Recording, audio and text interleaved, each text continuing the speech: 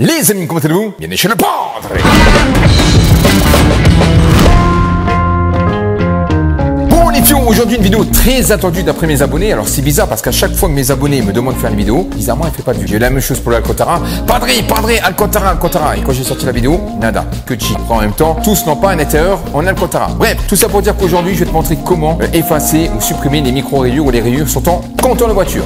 Bon, là comme tu peux voir, j'ai un compteur de voiture que j'ai démonté qui vient de la casse. Un grand merci à Jérôme, de la casse à Brié. Et comme tu peux voir, je vais le mettre en plein soleil, il est blindé de micro-rayures. Alors comment se fait-il qu'on peut avoir autant de rayures, de micro-rayures sur un écran de compteur? Ben, c'est tout simplement dû à la poussière. C'est-à-dire que la plupart du temps, quand on a de la poussière sur les écrans, qu'est-ce qu'on fait?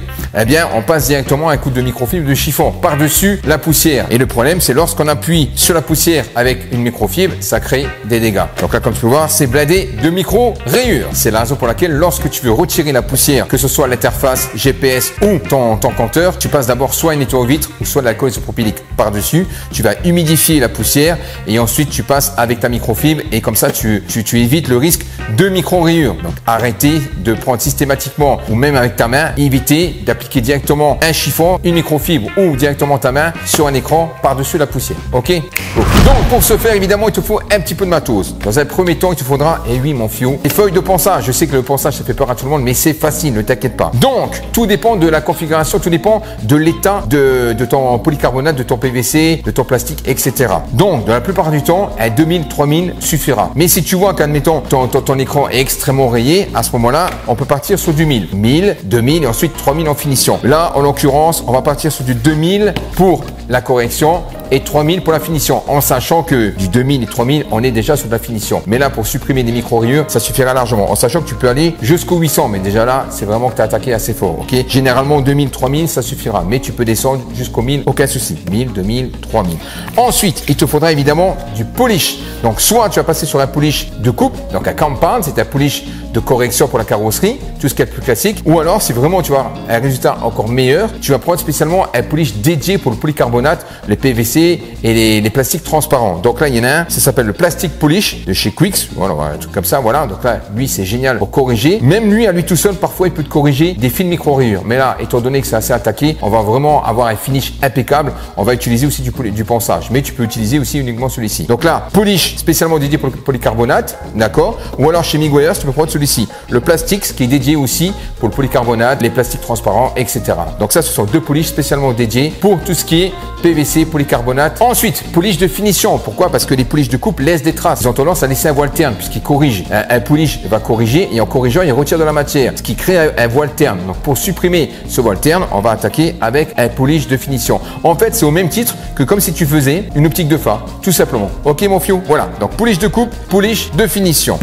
Ensuite, pour passer le polish, soit, moi évidemment c'est facile pour moi parce que j'ai déjà une polisseuse, mais si tu n'as pas de polisseuse, alors tu peux le faire à la main et le résultat ne sera pas impeccable. Si vraiment tu veux quelque chose aux petits oignons, je te conseille de le faire avec la visseuse. Donc, comme tu peux voir ici, j'ai un plateau. Il existe des kits que tu trouves sur internet ou notamment Amazon. C'est un kit avec plusieurs plateaux. Tu as deux plateaux, un plus grand et un plus petit, avec des pads en mousse de densité différente. Des pads de coupe, des pads intermédiaires et des pads de finition. Ils sont livrés avec le pack. Donc, dans le pack, tu auras deux plateaux et une multitude de pads en mousse pour attaquer le polissage. Donc ce plateau-là, tu le prends, tu mets sur ta visseuse et ensuite tu fais ta passe de polissage. Si tu utilises la visseuse avec le plateau, je te conseille fortement de décaler un petit peu ton pad.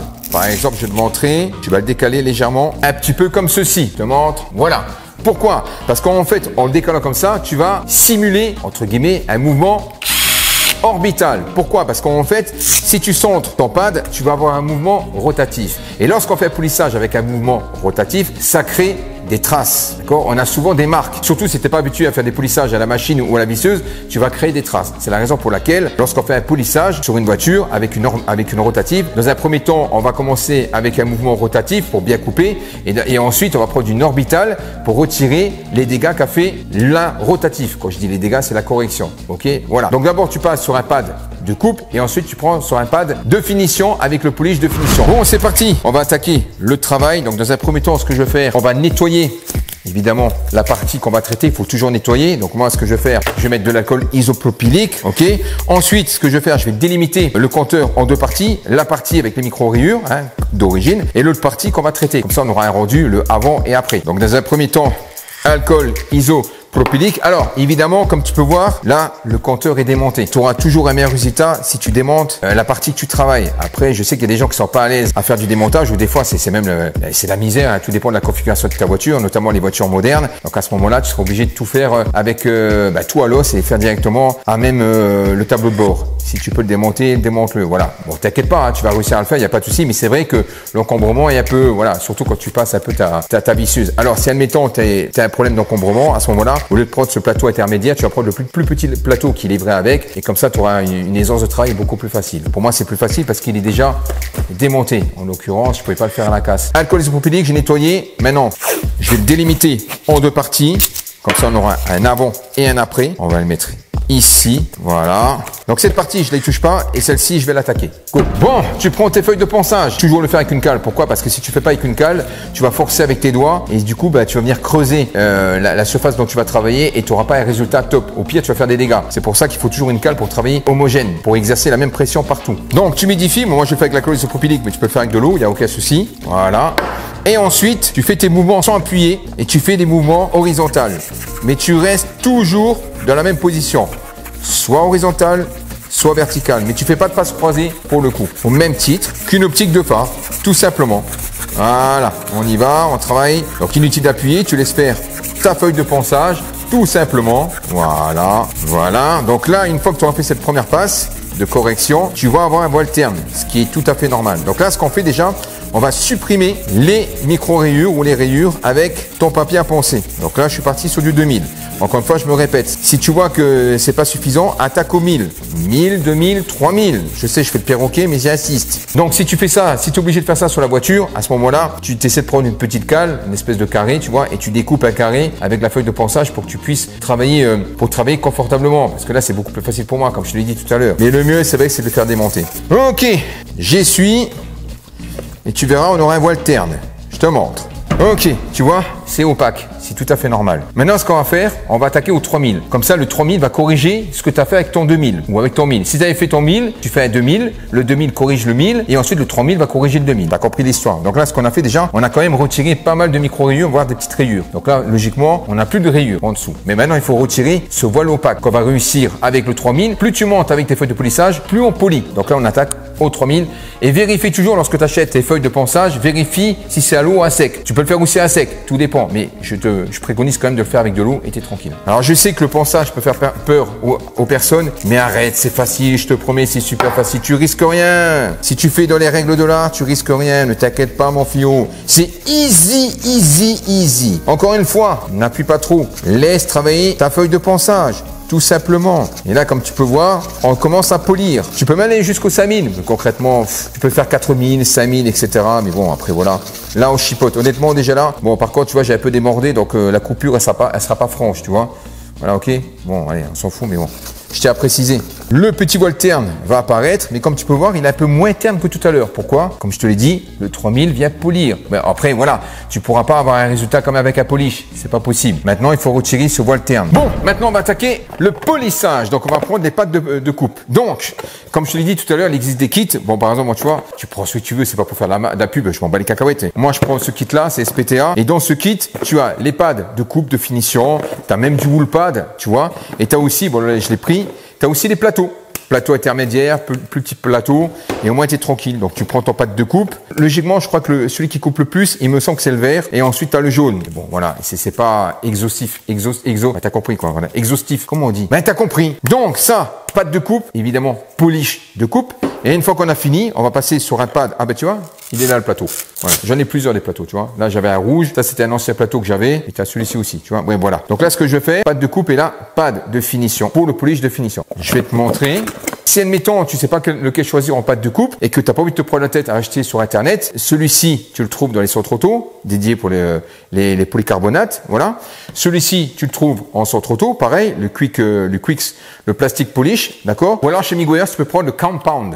voilà, que tu trouves dans tous les centres auto. Il n'y a aucun souci, ça fait guise. De toute façon, quand c'est marqué compound, ce sont des polish de coupe. Voilà, donc si tu n'as pas envie de te prendre la tête à commander sur Internet, tu peux très bien acheter ça dans les centres auto. Ou alors, ce que tu peux faire, par défaut, c'est acheter un kit de rénovation pour les optiques. Donc, logiquement, dans les kits, tu as 2 feuilles de ponçage, les 2 polish, et il me semble que tu as les pads avec. Ouais, tu as les pads avec pour mettre sur la visseuse. Ça coûte environ 30 balles. Bon, là, maintenant, ce qu'on va faire, moi, je vais utiliser celui-ci qui est dédié pour les optiques ou le PVC. Voilà, good. Alors, c'est un polish qui est très, très liquide. Donc, dans un premier temps, tu vas humidifier ton pad et ensuite tu repasses dessus.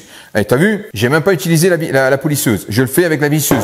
Comme ça parle à tout le monde. Et il est pas bon le padré. Il est pas bon le padré. Hein?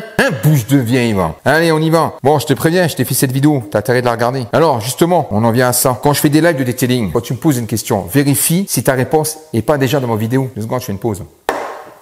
Maintenant, j'attaque. On change de plan. On tamponne et comme tu peux voir, j'ai décalé légèrement mon pad pour créer un mouvement orbital.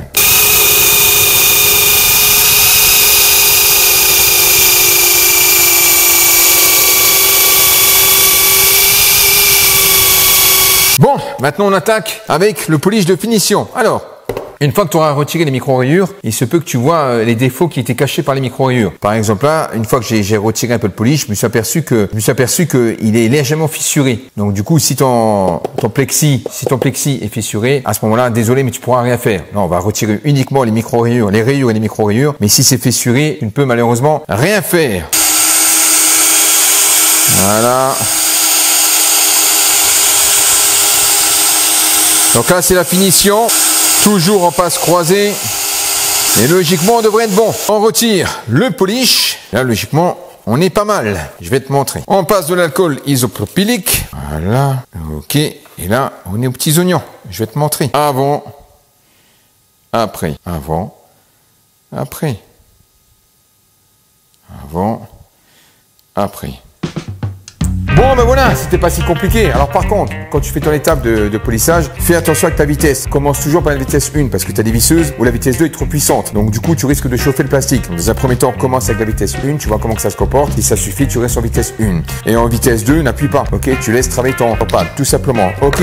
Donc évidemment, comme d'habitude, je te mettrai tous les produits dans la description. Et puis voilà. OK mon fio. Sur ce, pousse le bande de pince, abonne-toi, embrouille et à la prochaine. Ciao.